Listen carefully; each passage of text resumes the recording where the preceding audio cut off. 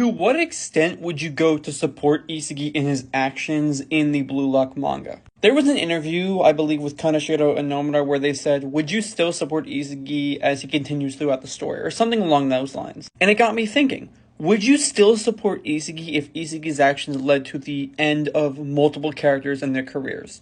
Let me just give you an example here.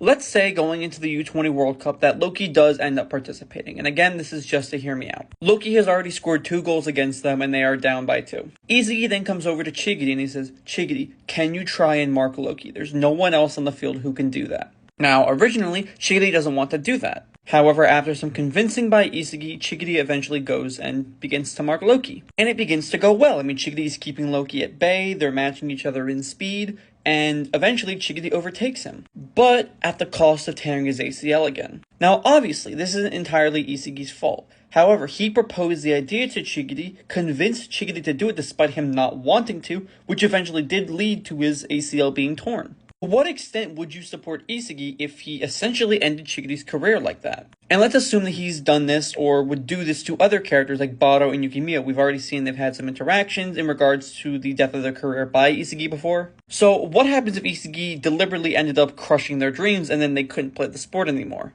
Would your opinion of Isagi still be very high if he was portrayed in a more villainous aspect?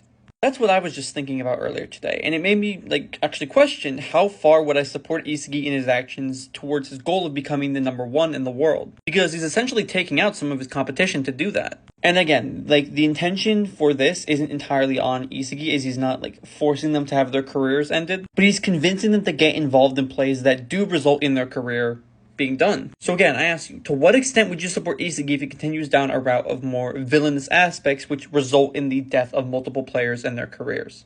Was just wondering.